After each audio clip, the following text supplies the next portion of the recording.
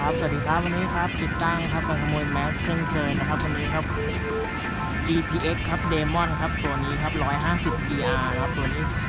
โฉมใหม่ล่าสุดของปัจจุบันเลยนะครับตัวนี้ไฟหน้า LED แล้วนะครับโอเคครับเริ่มจากการล็อกอะไรนะครับนี่คือเขา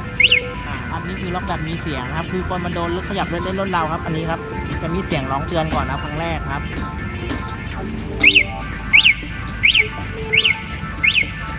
ครับเป็นการเตือนก่อนครับให้รู้ว่ามีการขโมยทำงานอยู่ครับถ้ายังไม่หยุดโดนอีกครับทีนี้โดนต่อเนื่องกันทีนี้ร้องยาวเลยนะครับแต่ถ้าเราไม่ได้อยู่ที่รถนะครับไม่เกิน30วินาทีครับเดี๋ยวเสียงจะเงียบไปเองครับแต่ถ้าเราอยู่ในรัศมีที่เราได้ยินครับสามารถกดให้เสียงเงียบได้นะครับครับกลัวคนอื่นรำคาญก็สามารถกดให้เสียงเงียบได้ครับคือกดเป็นการเช็คไปก่อน1 ทีครับให้เพื่อเสียงเงียบครับครับตอนนี้ก็คือรถก็ยังล็อกสถานะล็อกอยู่เหมือนเดิมนะครับโอเคครับต่อไปครับล็อกแบบโหมดเงียบครับหรือว่าล็อกแบบปิดเสียงครับ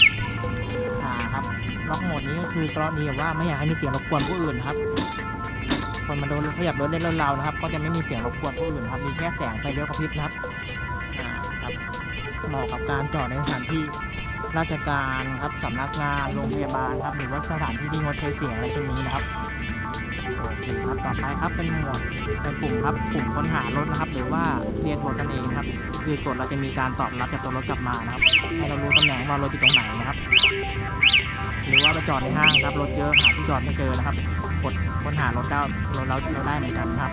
โอเคครับต่อไปครับเป็นการครับสตาร์ทด้วยรีโมทนะครับดูนะครับกุญแจไม่ต้องเสียบครับก็สามารถสตาร์ทรถได้ครับจะวางตรงนี้ครับสตาร์ทด้วยรีโมทครับเครื่องติดแล้วครับก็คือพร้อมกับขี่ไปเลยนะครับ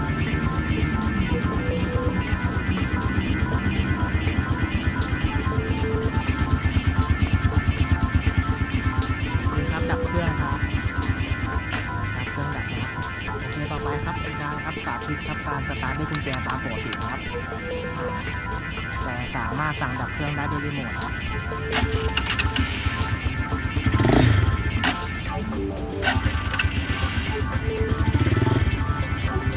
สั่งดับเครื่องด้วยรีโมทครับเครื่องดับครับโอเคครับต่อไปเลยครับหัวใจหลักหัวใจสำคัญเลยคือการล็อกนะครับล็อกแล้วถูกประกันนะครับเดี๋ยวสาธิตครับคือการล็อกไว้ครับแล้วล็อกแบบปิดเสียงและเปิดเสียงก็ตามครับทำงานเหมือนกันครับเมื่อวันนี้เป็นกุญแจสีเล็กแหลมครับแทงทำลายเป้าครับก็ใส่ปึ๊บใส่ออนเมื่อไรครับรถก็จะร้องทันทีนะครับแล้วระบบจะตัดสายรถครับไม่สามารถสตาร์ทรถได้ครับเดี๋ยวดูนะครับสตาร์ทรถไม่ได้นะครับปิดกุญแจก็ไม่ร้องนะครับเมื่อเราได้ยินเสียงแบบนี้นะครับต้องกดเช็คก่อนนะครับกดล็อกไปทีนึงครับเพื่อกดเช็คก่อนครับถ้ากดแล้วเสียงเงียบก็ไม่เป็นไรครับคนอาจจะโดนรถโดนนานไปหน่อยครับหรือขยับรถเราอยู่นะครับแต่ถ้ากดแล้วเสียงยังร้องต่ออีกให้สันนิษฐานว่าอาจจะถูกโจรกรรมหรือเขาเป็นได้นะครับโอเคครับต่อไปครับอีกกรณีหนึ่งครับกรณีเราลืมล็อกการขโมยครับแล้วเราจอดไว้นะครับกรณีนี้ถูกขับขี่ถูกสตาร์ทรถแล้วนะครับเมื่อเราเห็นครับหรือระยะทำการครับหรือเป็นการขโมยซึ่งหน้าครับกรณีนี้ครับให้รีบกดล็อกทันทีนะครับให้รีบกดล็อกทันทีครับไม่ต้องกดปุ่มอื่นปุ่มใดเลยครับกดล็อกอย่างเดียวครับล็อกปุ๊บแล้วรถก็จะร้องครับแล้วรถก็จะดับไปนะครับดูนะครับรถร้องครับเดี๋ยวรอรถดับนะครับนี่รถดับแล้วนะครับสตาร์ทไปต่อไม่ได้นะครับ